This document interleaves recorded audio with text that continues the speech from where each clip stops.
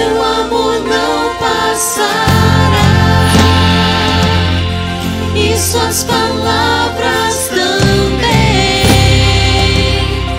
Nele está todo o poder, sobre terra e céu, tudo está em suas mãos. Eu quero continuar a mensagem que eu preguei de manhã. O tema da mensagem é Vencendo as Tentações, ok? Então eu já preguei uma parte dessa mensagem, onde nós falamos ali sobre o texto da tentação de Jesus, né? Falando ali sobre a tentação de Jesus. E agora eu quero continuar essa mensagem. Eu falei sobre o primeiro ponto, nós dividimos em 3 pontos, e ali eu falei sobre conhecendo o tentador, conhecendo as trevas, conhecendo aqueles que nos tentam e como eles nos tentam. E hoje eu quero falar sobre 2 pontos: as 3 armas das tentações, que são sempre iguais, e as 3 formas de nós vencermos qualquer tentação, né? Amém? Então, eu quero ler um texto em 1 João, capítulo 2, versículo 15. 1 João, capítulo 2, versículo 15. Então, acompanhe aí no seu celular ou na sua Bíblia. 1 João 2,15 diz assim: não ameis o mundo e nem as coisas que há no mundo.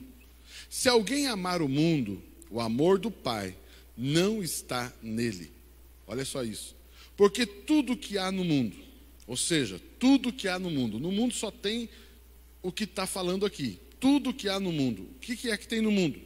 A concupiscência da carne, a concupiscência dos olhos e a soberba da vida.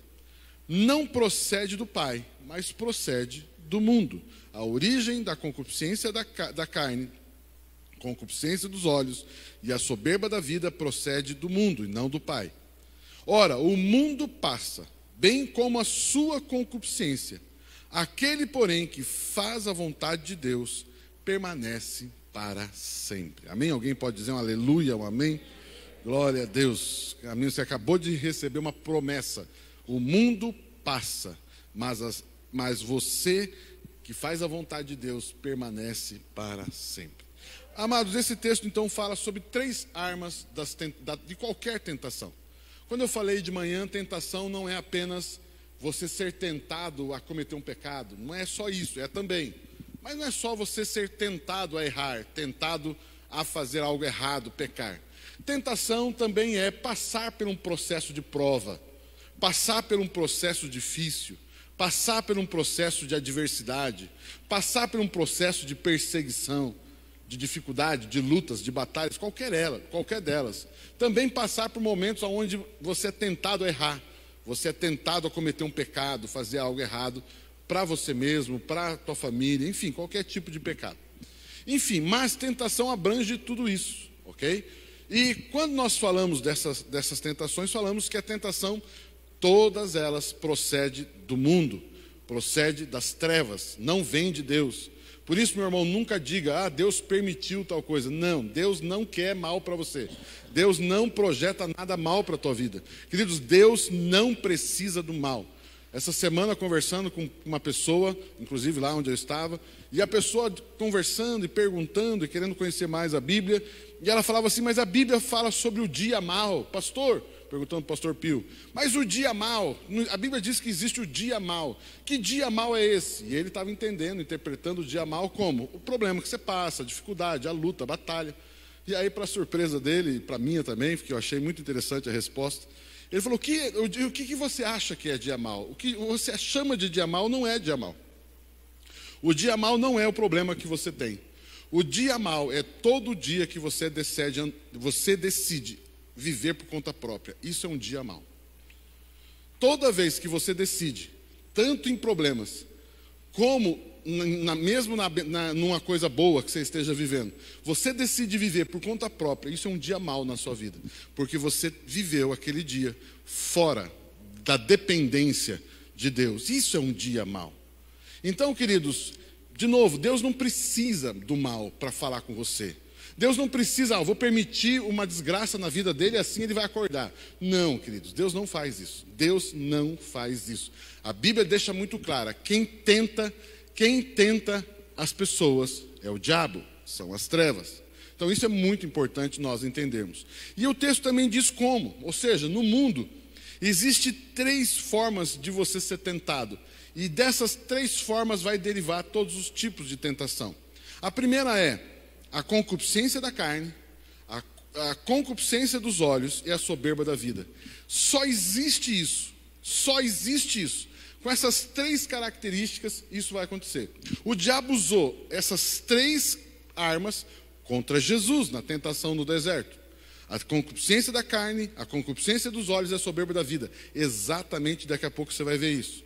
Também o diabo usou isso com Eva e com Adão, lá no jardim. Se você estudar a tentação de Eva ali com a serpente, vai estar exatamente essas 3 coisas. E isso também acontece conosco também e com qualquer pessoa. Então eu chamo aqui de as 3 armas da tentação, que sempre são usadas, né, essas concupiscências. Olha só o que diz em Gênesis 3, versículo 6.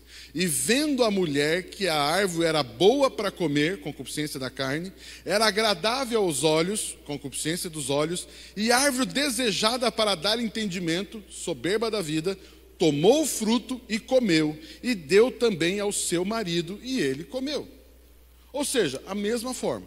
Isso tudo que há no mundo, isso tudo vem das trevas, e são usadas, como eu falei de manhã, elas são usadas para roubar. E depois que rouba, então consegue matar, roubar e destruir. Ou seja, só pode matar e destruir se primeiro foi roubado. Se não foi roubado, não consegue matar, não consegue destruir, né? O que ele rouba? Ele rouba a sua fé. Foi o que nós já falamos de manhã. Para entender, ajudar a entender essas armas, que também é usado lá com as tentações de Jesus, vamos falar um pouquinho sobre essas 3. O que é concupiscência da carne? A palavra concupiscência, ela é traduzida diretamente por desejo mau. Ou seja, não existe concupiscência boa. Nunca traduza concupiscência por algo bom. Concupiscência é todo tipo de desejo e inclinação proibida. Desejo e inclinação indevida, má, que não serve para nada, que não é bom. Coisas erradas, pecaminosas. Ou também todas as coisas que não são de fé, ou não são pela fé. Ou seja, quando você tem um desejo, qualquer que seja, de agir, de conquistar algo e não usar o caminho da fé, isso é uma concupiscência, isso não é um desejo. Vou falar de novo. Se você tenta alcançar qualquer coisa, por exemplo, eu quero comprar um carro, e você decide voluntariamente comprar esse carro ou qualquer outra coisa, sem ser pela fé, sem ser em Deus, sem ser pelo Espírito, você acabou de cair numa tentação. Por quê? Porque você desejou fazer algo sem andar no temor de Deus, sem buscar a vontade de Deus. Você decidiu por si só. Isso a Bíblia chama de concupiscência. Concupiscência não é só desejar algo do próximo ou desejar o mal de alguém. Concupiscência é você desejar alguma coisa. Sim, também o mal para alguém, mas também você desejar algo que não passa por Deus. Se você tem um desejo e você anda nesse desejo e esse desejo não vem, né, é um desejo que nasceu, eu não vou orar, eu não vou buscar de Deus, eu não vou buscar a palavra de Deus, eu não vou buscar se isso tem base bíblica. Você está sendo tentado por uma concupiscência. Esse desejo, essa inclinação, a Bíblia chama de concupiscência, que vai ser usada tanto na concupiscência da carne como na concupiscência dos olhos. Então, só para entender essa palavra. Concupiscência, então, você já entendeu o que é. A Bíblia diz assim, lá em relação a Jesus, na tentação de Jesus. Jesus teve fome e Satanás pediu para ele transformar a pedra em pão. Queridos, Jesus não queria transformar a pedra em pão. Não passou na cabeça de Jesus resolver a fome através dessa transformação. Ou seja, Satanás estava querendo colocar um desejo em Jesus. Ou seja, a fome de Jesus já estava acontecendo. Jesus já estava com fome física, Mas o desejo, ele quis indicar, incitar um desejo em Jesus. Que desejo é esse? Transformar a pedra em pão.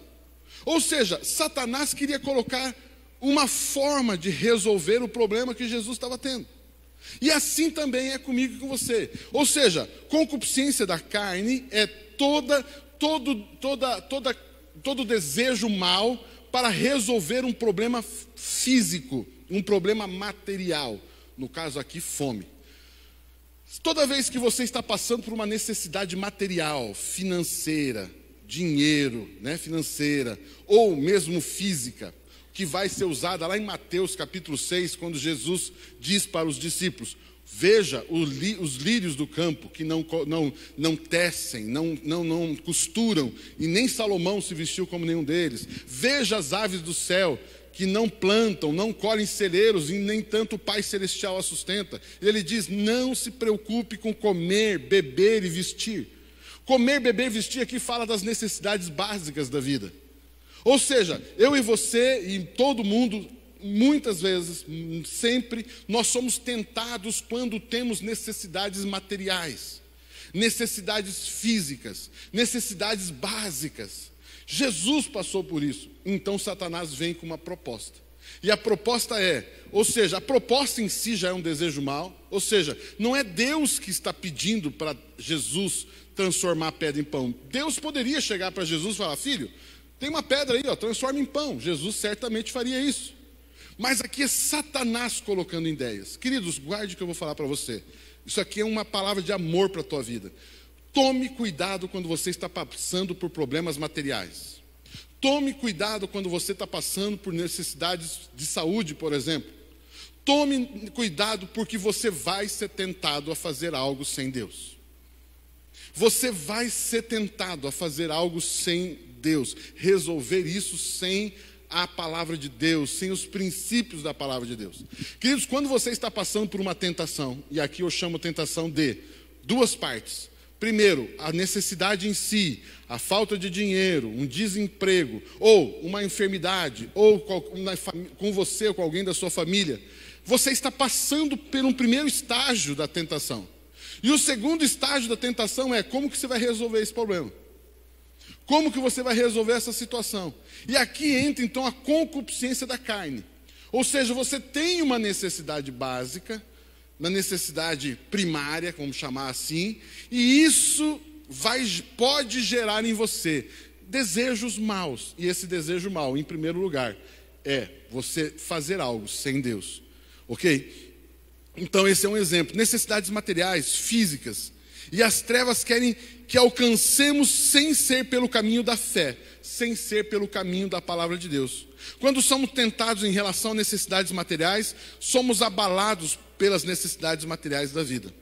Então, amados, quando isso acontece, a questão existe uma fome, a tentação será a fome em si, o problema, a necessidade em si, e a segunda como resolver isso. Aprendendo também, o Pio pregou esses dias atrás uma mensagem muito boa, vale a pena ouvir ela, mas resumindo essa mensagem, falou o seguinte: todos nós só temos dois tipos nós temos duas coisas, nós temos necessidades, nós temos necessidade e nós temos, deixa eu fugir a palavra, nós temos necessidades e nós temos, alguém me ajuda se alguém lembra dessa mensagem? Necessidades, nós temos necessidades e... Oi? Dificuldade, precisar e a necessidade. Ou seja, algo que eu preciso e algo que eu necessito. Boa, obrigado. Ou seja, o que você necessita? O que você necessita? O que você necessita é aquilo que você não vive sem. Por exemplo, você necessita do ar. Você necessita da comida para comer. São necessidades que você não vive sem. E o que você precisa? De coisas que você não vive sem. Então, por exemplo, eu preciso de um carro novo. Você tem necessidade de um carro novo? Não. Você consegue viver sem esse carro novo? Consegue. Então, isso não é uma necessidade, é algo que você precisa. Ou seja, então o que acontece? Quando você tem uma necessidade, você então... e que entra essa situação dessa concupiscência da carne, surge uma necessidade. E essa necessidade pode ser uma necessidade, pode ser uma coisa que você precisa. E aí vai entrar então a tentação. Como você vai resolver isso? Como o diabo vai entrar para resolver e como a Bíblia diz que você resolve. E eu vou falar daqui a pouco para você como que a gente resolve isso. Então, só primeiro entendendo isso. Cuidado quando você passa, quando eu e você, nós passamos por tentações, principalmente quando é uma tentação, né? De uma necessidade material, uma necessidade física, uma necessidade primária. Como obtê-lo? Eu quero falar, outra arma que ele vai usar também é a concupiscência dos olhos. Também concupiscência, desejo mal, ou seja, desejo mal por aquilo que eu não tenho, mas o outro tem. Concupiscência dos olhos é quando você olha alguém tendo algo e isso cria em você um desejo. Então, por exemplo, você vê o irmão com um carro novo. Ou você vê um irmão com o carro e você então passa a querer ter esse carro. Essa é a concupiscência dos olhos. Aquilo são desejos que surgem baseado no que você vê nos outros. Então o irmão compra roupa nova, você também quer roupa nova. O irmão troca de casa, você também quer trocar de casa. O irmão faz isso, a pessoa faz isso. O mundo, né, a Bíblia mesmo fala assim, tome cuidado quando você se preocupa demais. Porque o ímpio prospera e você que não é, você é santo, filho de Deus, está aí passando por dificuldades. E o ímpio, aquela pessoa bandida, aquela pessoa má, está prosperando e você olha, cuidado, porque você está prestes a cair numa das tentações que é a concupiscência dos olhos. Ou seja, concupiscência dos olhos, eu poderia traduzir concupiscência dos olhos por inveja. Amados, a palavra inveja é uma coisa muito interessante. A palavra inveja, se você traduzir originalmente a palavra inveja, no grego, no original, a palavra inveja significa imagem invertida. Olha o que significa a palavra inveja. Imagem invertida. Por exemplo, eu olho para o Hélio e eu vejo uma imagem. Por exemplo, eu vejo o carro do Hélio, eu vejo a casa do Hélio, eu vejo a empresa do Hélio, eu vejo a conta bancária do Hélio. E vejo as outras coisas que o Hélio tem. E quando que a inveja entra? Quando eu olho para o Hélio e digo, e penso, aquilo que o Hélio tem deveria ser meu. O Hélio não poderia ter o que ele tem. Quem deveria ter o que ele tem sou eu. E eu passo a querer o que o Hélio tem. Na verdade, eu quero o que o Hélio tem porque eu me vejo no Hélio. E isso é inveja. E muitas vezes essa inveja será seguido por quê? Eu vou tomar o que o Hélio tem. A inveja pode fazer eu tomar o que o Hélio tem. Por exemplo, eu quero o cargo que o Hélio tem. Eu vou querer passar a perna para pegar o cargo, a posição que ele ocupa. Vocês estão entendendo isso? Queridos, tome muito cuidado quando você tem necessidades, você está passando por tentações, seja necessidade física ou você começa a olhar demais a vida dos outros. Eu falo comigo como pastor, por exemplo. É um terror, né? Terror não é, mas é interessante, né? Como eu confesso aqui como pastor. A gente vê agora na internet o culto do irmão. Puxa, o culto do irmão tá com mais gente que aqui, né? Olha lá. Olha o louvor dos irmãos lá, mas... Embora nós temos um louvor muito bom, graças a Deus. Aleluia. Mas é impressionante as comparações. Por exemplo, vai em reunião de pastor, uma das primeiras perguntas que acontece no meio da conversa é: quantos membros você está?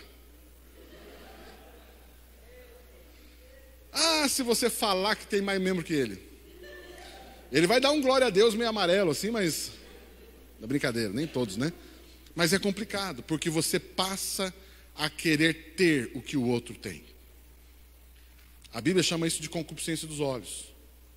Queridos, tome cuidado. A Bíblia diz, guarda o seu coração. Guarde o seu coração. Percebe que hoje eu estou tendo uma palavra bem pastoral assim? Cuidado com isso. Cuidado com o que você tem. Por que o outro tem e eu não tenho? Por que o outro conseguiu e eu não consegui? Não é verdade? Perceba o que Satanás fez com Eva e com Adão também. Ele olhou e falou assim, você está vendo uma coisa? Eles não estavam percebendo nenhuma necessidade, porque eles não precisavam de nada, eles tinham tudo ali. E de repente Satanás, a serpente, colocou uma imagem invertida no coração de Eva.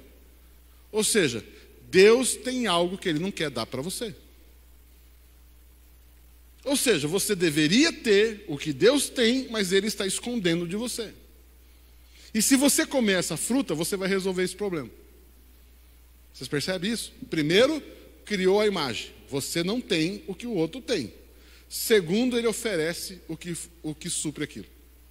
E aí você cai na cilada. Vocês estão entendendo? Tem gente que quer o carro que o irmão tem, só que o irmão tem dinheiro para pagar, você não tem. Daí você faz uma prestação em 80 vezes.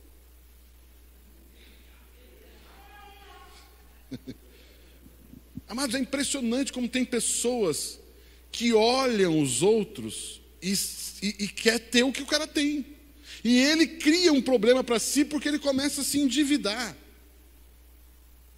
Começa a criar um padrão que ele não tem. Só que ele acha que ele deveria ter. Eu tenho certeza que Deus quer te dar um conforto, Deus quer te dar, né, uma vida boa. Eu tenho certeza disso, amém? E eu libero isso sobre a tua vida, em nome de Jesus. Tem uma vida boa, restaurante bom, uma viagem boa, umas férias boas, eu libero isso sobre a minha vida e sobre a tua vida, amém? Você recebe? Mas, amados, tome cuidado quando esse desejo você está tendo só porque você viu o outro ter. A fonte desse desejo. E é por isso que a maioria das vezes eu e você caímos do cavalo. Porque você precisa ver da onde veio o desejo que você está tendo. E esse desejo pode alimentar sonhos, pode alimentar projetos, pode alimentar estratégias. E aí você vai perguntar, mas por que você quer isso? Não, porque eu quero ter uma casa boa. Que bom que você quer ter uma casa boa, mas na verdade, por que você quer ter uma casa boa? Porque você tem inveja de quem tem uma casa boa. Isso não veio de Deus. Não foi Deus que colocou em você ter a casa boa. Você só quer ter a casa boa porque você acha que a casa que o outro tem deveria ser a sua. Vocês estão entendendo aqui? Então a questão primeiro é a necessidade. Segundo, como suprir isso. Queridos, é assim, né? E Satanás disse para... Olha só o que Satanás fez com Jesus. Jesus está ali, primeiro a fome, Jesus já deu um basta nele e ele saiu fora. Aí vem a segunda, Satanás diz para Jesus, está vendo os reinos deste mundo? Olha só. Está vendo os reinos deste mundo? Se me adorares, se prostrado me adorares, eu darei para você, porque a mim foi dado. Olha como Satanás é Satanás, né? Satanás é Satanás. Primeiro ele mostra uma coisa que Jesus não tinha. Depois ele mostra para Jesus algo. Eu tenho para te dar. Eu tenho como resolver esse teu pepino. Mal sabia Satanás que o que ele queria dar para Jesus já fazia parte da promessa do Pai para Jesus. Porque a Bíblia diz lá em Salmo, disse que todas as nações da terra pertencem ao Messias. Mas não é assim que ele vai ganhar. Amados, tome cuidado, porque muitas vezes eu e você nos prostramos diante de situações. Não diante de um demônio, não diante de um ídolo, mas nos prostramos diante de desejos, de situações que vão resolver o nosso problema. E vão suprir aquilo. Então Satanás usou essa arma com Jesus.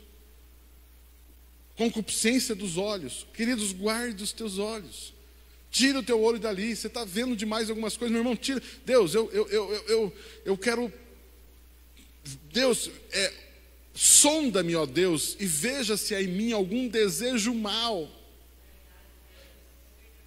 Deus, se porventura existe algum desejo mau, tira-me, tira de mim. Por isso que é importante, amados, a igreja. Como é importante quando você chega para alguém, expõe seus projetos, expõe algumas coisas para você. Um irmão procurou a gente talvez ele esteja nos vendo aqui na internet, é um querido, né, lá de Campo Grande. Ele nos procurou, ele queria, né, ele quer se envolver na área da política. E ele perguntou para nós, né, se é da vontade de Deus, enfim, alguma coisa nesse sentido. E a pergunta que o pastor Pio foi por que você quer entrar na política? Por que você quer isso? Existe propósito nesse desejo? Você consegue responder essa pergunta? Se você não consegue responder essa pergunta, não entre. Não entre num projeto que você não enxerga propósito. Simples assim. Veja isso. E lógico que ele trouxe ali palavras e situações da vida particular dele. Mas aqui perceba isso. Cuidado com aquilo que você está vendo. Tem coisas que a Bíblia diz, e eu falei domingo passado aqui, sobre Ezequiel e Jeremias. O que vocês estão vendo? E aí Deus fala com o profeta, o que você está vendo? E aí traz a profecia em cima daquilo que ele estava vendo. Muitas coisas Deus te mostra, te faz ver. Inclusive uma das orações é Deus, Paulo fala, abre os olhos do nosso entendimento. Tem coisas que eu e você precisamos ver e Deus quer nos mostrar. Mas tome cuidado, porque você pode estar vendo o que não deveria ver. E isso vai gerar em você desejos que você não deveria estar tendo.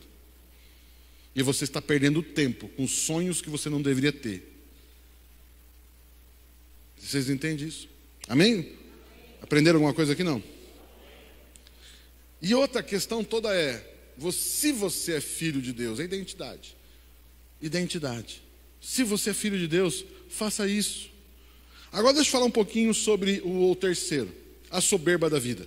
E eu ainda vou falar sobre como vencer os três. Soberba da vida, o que é essa tentação ou essa arma chamada soberba da vida? Soberba da vida é o seguinte, a palavra soberba, foi tão interessante estudando a palavra soberba significa fanfarrão, arrogante, metido, mais ou menos isso.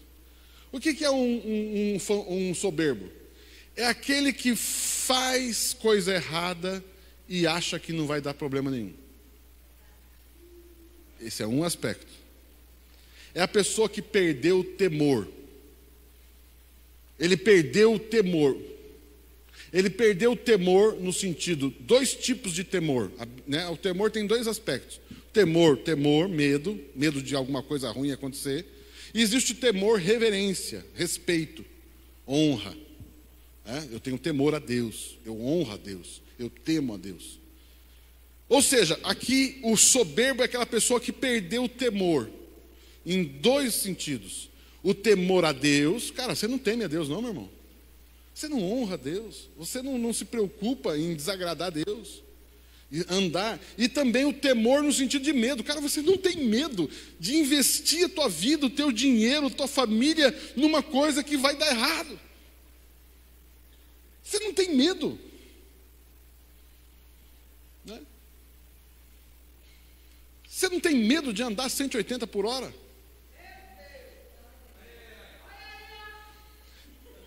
Para mim, queridos, quem anda 180 por hora não tem temor.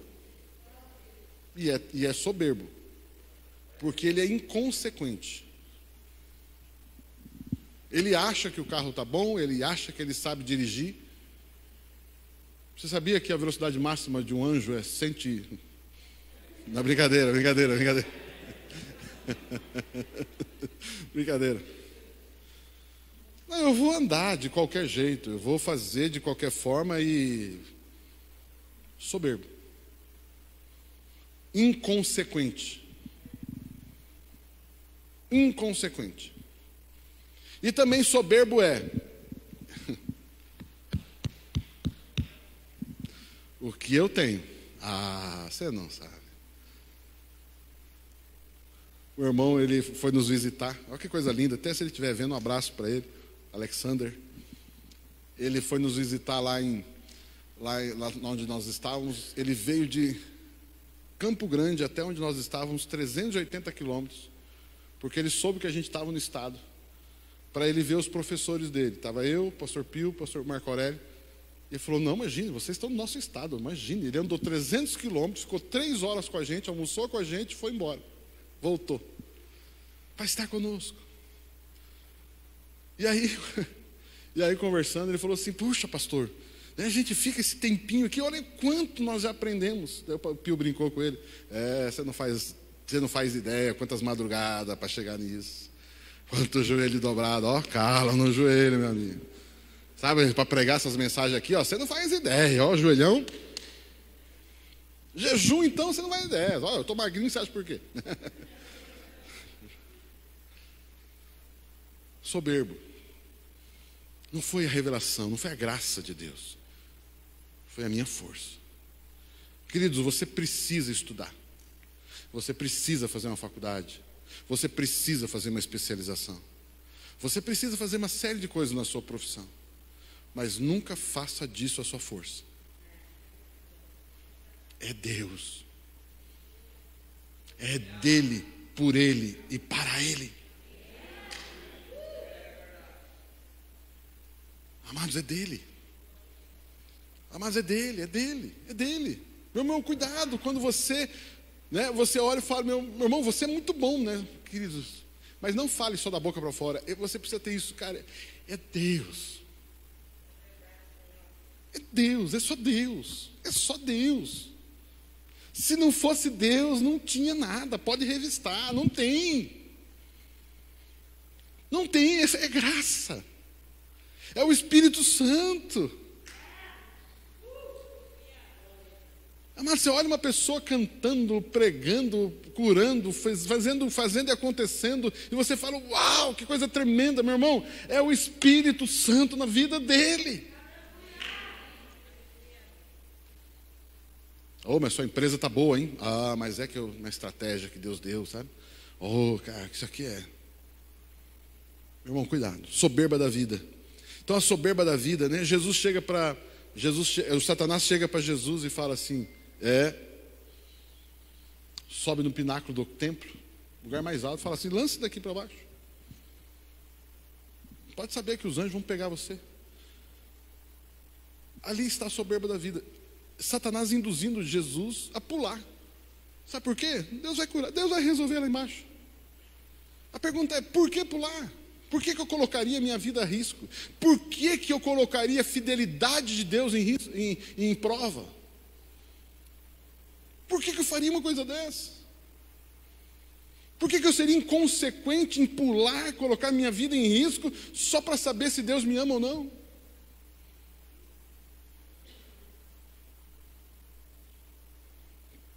Aqui entra a soberba da vida. E Satanás então também, né, leva uma invertida aqui de Jesus. Eva também é tentada nisso. Ele diz assim, a Bíblia diz lá, e Eva, vendo que isso era bom aos olhos e bom para dar entendimento. Ou seja, eu posso viver por minha conta própria. Eu quero dizer algo para você. Tudo que você faz que gera independência de Deus veio das trevas. Tudo que você faz, se você não tem intimidade com Deus, e isso é fruto de você ser bom demais no que faz, querido, saiba que isso não veio de Deus. Também Deus não quer escravizar você. Deus não quer manipular você. Não é isso que Deus quer fazer. Deus sim quer te dar poder, Jesus quer te dar unção, mas Ele quer te dar um coração humilde. Aliás, não que Deus quer te dar um coração humilde. O coração de um cristão novo é humilde. Não que ele quer, é. E a Bíblia diz assim, que Deus dá maior graça ao humilde e resiste ao soberbo. Queridos, olha o que o texto diz. Deus resiste ao soberbo.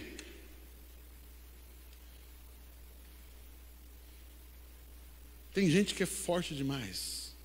Tem gente que é bom demais. E a Bíblia diz que Deus resiste ao soberbo. E agora, como vencer então essas três tentações? A concupiscência da carne, como é que você vence? Jesus disse para Satanás, está escrito. Acabei de dizer para você como é que você vence a concupiscência da carne. Como é que você vence qualquer necessidade? Comer, beber e vestir. Qualquer necessidade primária, como que você vence? Está escrito. Como que você vence, ou seja, como que você adquire, você supre necessidades básicas? Você declara a palavra. Você declarar a palavra. Estava falando com o Wagner ali agora, hoje aprendi lá também essa viagem, aprendi uma coisa interessante. O Pio chegou para nós e escandalizou a gente, como sempre. E ele disse assim: aonde na Bíblia está escrito que Deus criou o homem do pó da terra? Onde que está isso? Na Bíblia não tem um lugar na Bíblia que diz que o homem foi criado do pó da terra. Daí eu fiquei como vocês estão, né? E aí, mas onde isso? Né? A Bíblia diz assim, e Deus, antes diz assim lá em Gênesis, e Deus criou o homem segundo a sua imagem, conforme a sua semelhança. Deus não criou o homem do pó da terra, Deus criou o homem através da sua imagem. Diga assim: eu sou conforme a semelhança e a imagem do Criador.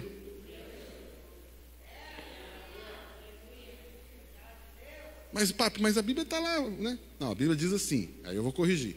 A Bíblia vai dizer no capítulo 2, e Deus formou o homem do pó da terra.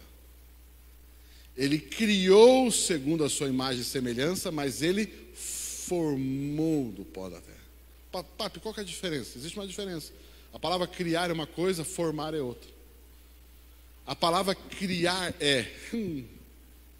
palavra criar é falar.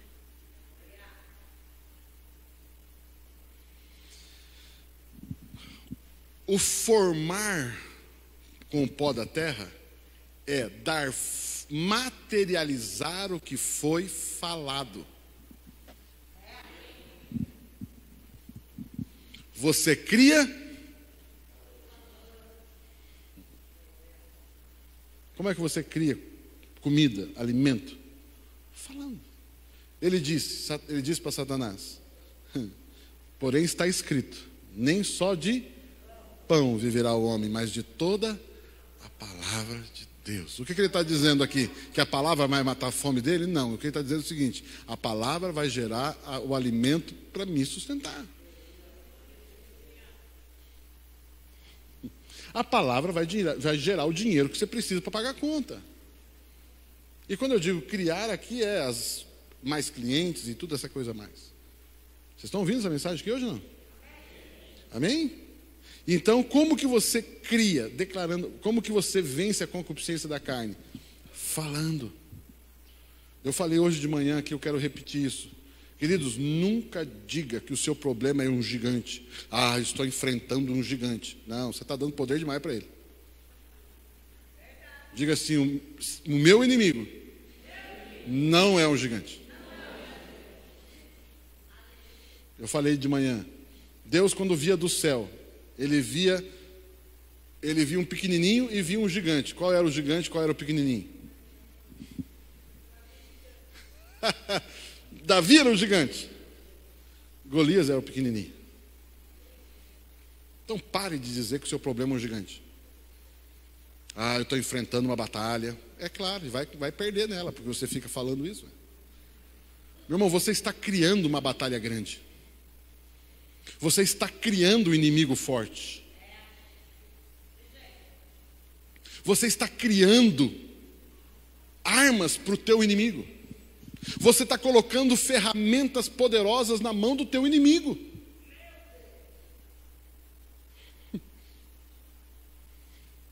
Como que Davi venceu Golias? Como foi que Davi venceu Golias? Como? Pedra na cabeça? Não. Ele venceu Golias falando. E ele falou que hora? Desde que ele viu Davi, o Golias, ele já começou a falar: eu vou vencer esse cara. Eu vou vencer esse cara. E aí ele começou a falar tanto que essa conversa foi para o rei. Ó, tem um cara aí dizendo que vai vencer ele. Aí chamaram, o rei chamou: manda chamar esse cara aí. Senhor, você falou e tal. Não, meu rei, não se preocupe, o senhor nem ninguém. Eu vou lutar e eu vou ganhar desse cara.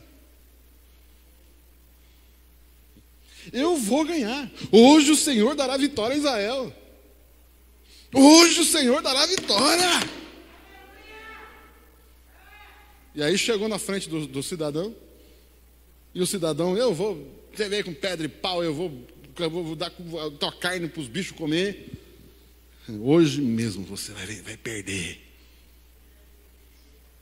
Você vem com espada, você vem com armas. Eu venho a ti em nome do Senhor dos Exércitos, a quem você tem afrontado. Tem um mistério aqui, hein? Tem um mistério aqui. Falo, não falo, falo, não falo. Davi lutou numa batalha dele ou numa batalha de Deus?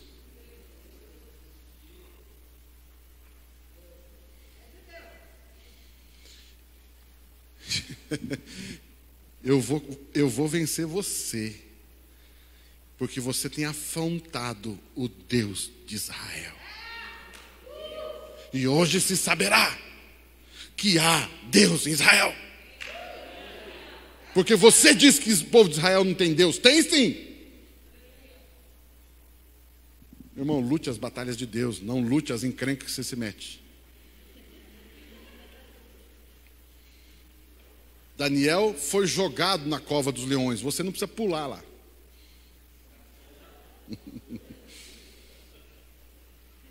Viu lá os leões, você sai pulando. Uhul! Deus vai fechar a boca do leão. Aí é o soberbo, né? Amém? Vocês estão ouvindo aqui a mensagem ou não? Amados, declare a palavra de Deus. A concupiscência dos olhos. Esse aqui é bom. Como é que você vence a concupiscência dos olhos? Seja agradecido.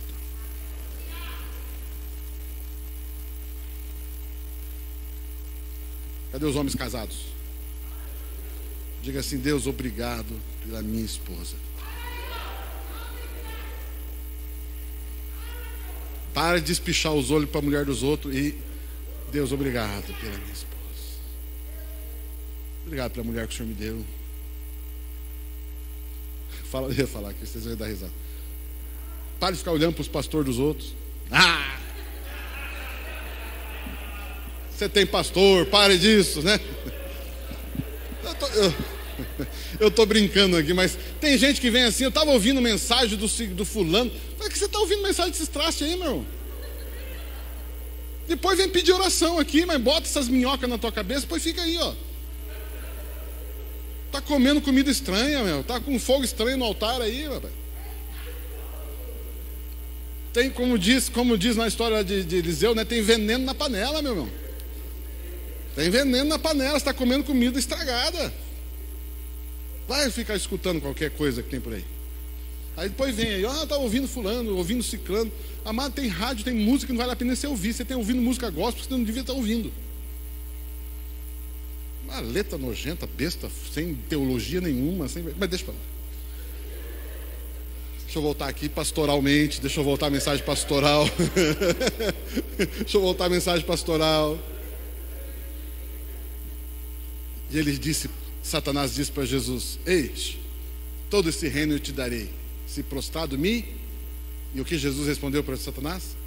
Só, está escrito, só a Deus adorarás, e a Ele prestará culto. Meu irmão, se está sendo tentado, louve a Deus, adore a Deus, seja agradecido. Meu irmão, você está passando por algum problema financeiro? Agradeça a Deus pelo teu salário. Agradeça a Deus pelo teu emprego. Agradeça a Deus pela empresa que você tem. Agradeça a Deus pelos clientes que você tem. Agradeça a Deus pelos filhos que você tem. Agradeça a Deus pela esposa, o marido que você tem. Agradeça a Deus pelo projeto que está na sua mão. Agradeça a Deus pelo fusquinha que você tem. Sabe, você quer lá um carro zero, meu irmão? Seja grato por esse carro que você tem. Olha para ele e fala: é uma carruagem.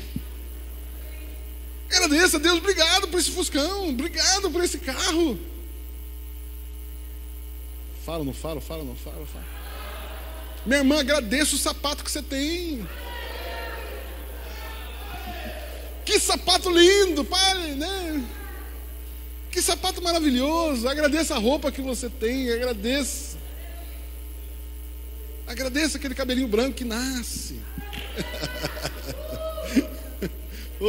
significa que você está ficando mais experiente, né? Você está ficando mais experiente. Agradeça a idade que você tem. Deus, obrigado.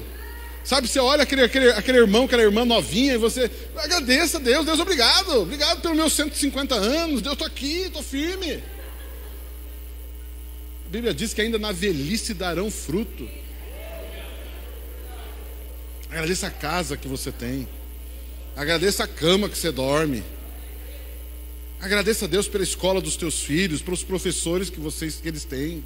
Agradeça a Deus. Agradeça a Deus pelos seus apacentadores. Deus, obrigado. Obrigado, Senhor. Coisa boa. Agradeça. Oh, Deus. Aí Satanás vem fazer você ver uma coisa. Fuja dali. Saia daí. Sai desse terreno. Sai desse terreno. Satanás coloca uma coisa para você olhar, para você desejar. Deus, eu agradeço ao Senhor pelo que eu tenho. Lembra que eu falei sobre necessidade e precisar, aquela coisa toda? Você necessita daquilo que você não pode viver sem. E você precisa daquilo que você pode viver sem. E o que você faz? Como que você faz para ter o que você não pode viver sem? Como que você faz para ter o que você não pode viver sem? Comida, bebida, vestuário, essa coisa toda. Declarando a palavra. É a mesma lá da conclusão. Declare a palavra. A Bíblia diz que não vai faltar pão. A Bíblia diz que o justo não mendigará. A Bíblia diz sobre coisas que você necessita. Você declara a palavra.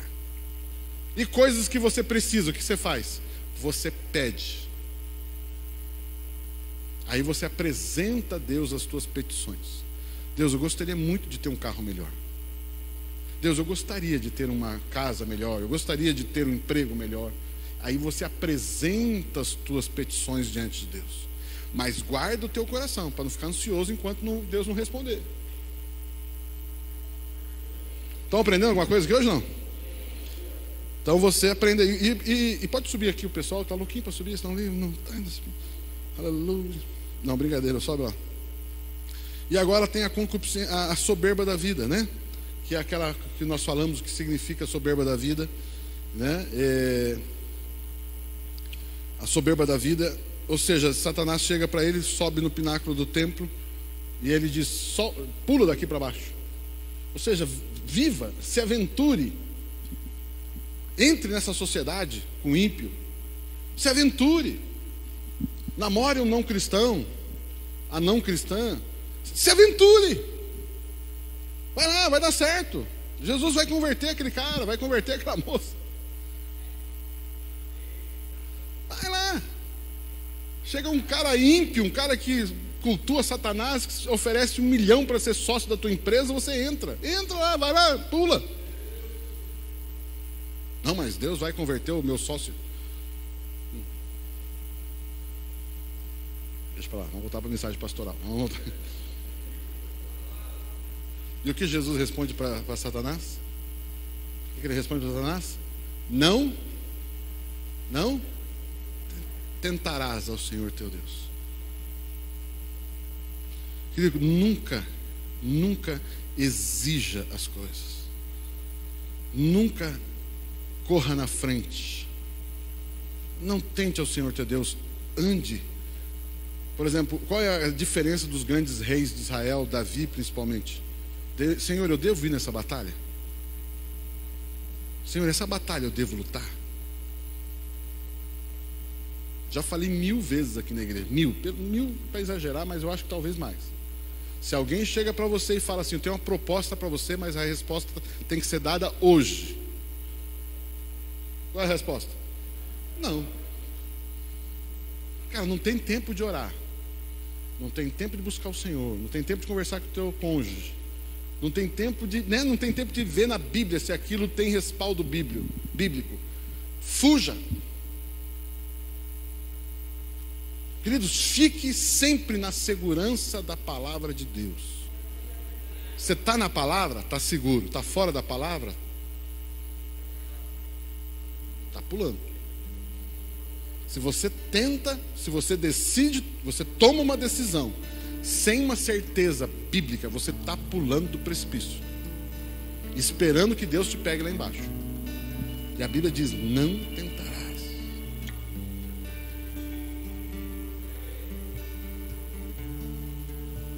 Porque a gente fala muito sobre empreendedorismo, sobre ousadia. Meu irmão, só seja empreendedor, só seja ousado quando você tem revelação. Meu Deus. Aprenderam alguma coisa aqui hoje? Como vencer as tentações.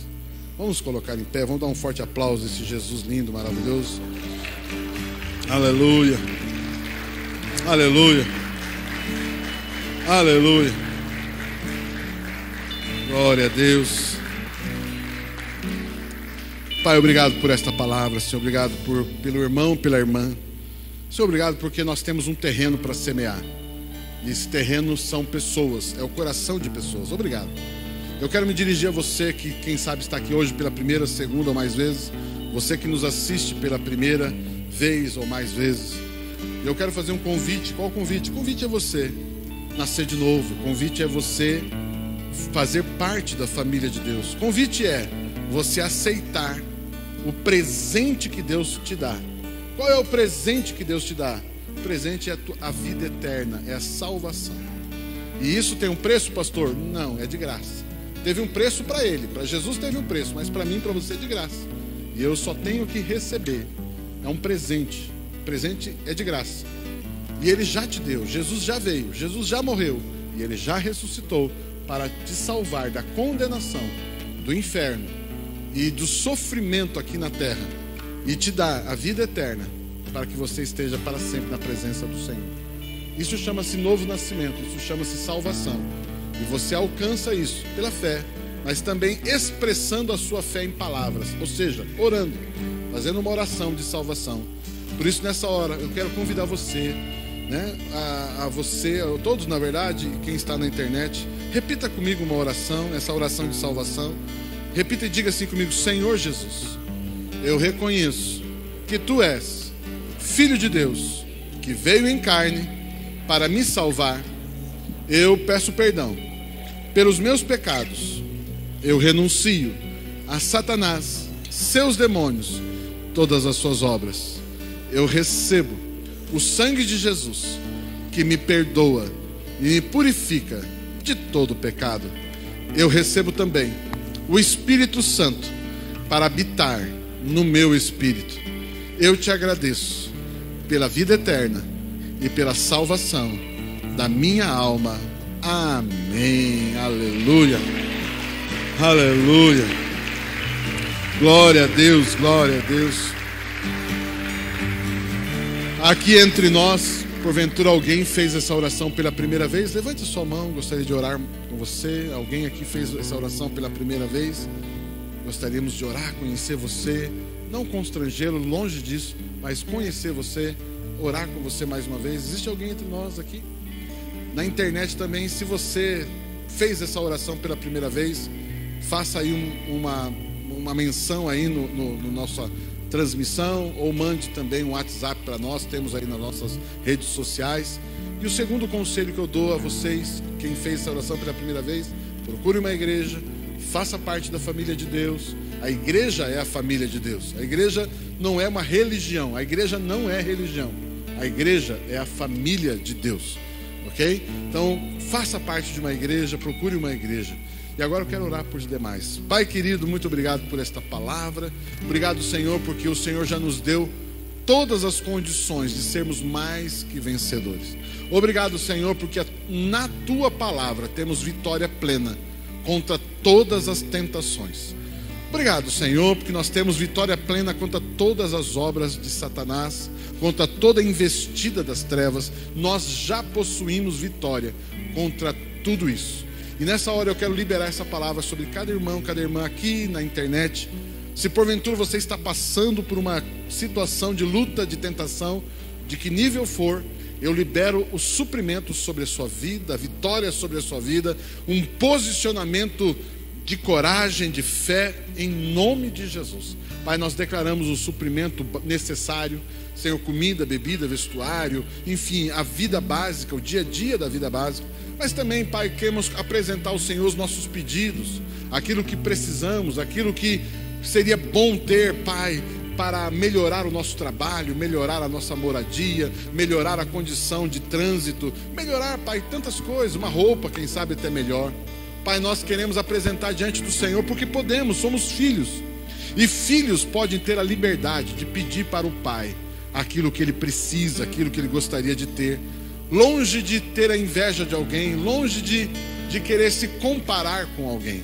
Mas nós podemos sim ter desejos saudáveis, desejos por coisas boas, saudáveis, de uma forma saudável.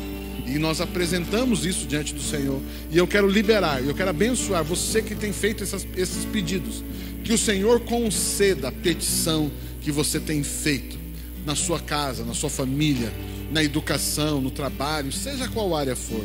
Pai, nós abençoamos a semana, declaramos uma semana de vida, de proteção, de saúde, de prosperidade, em nome do Senhor Jesus.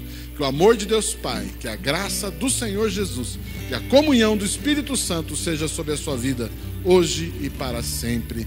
Amém. Queridos, continue abençoados. Vamos encerrar com mais um louvor, em nome de Jesus. Amém.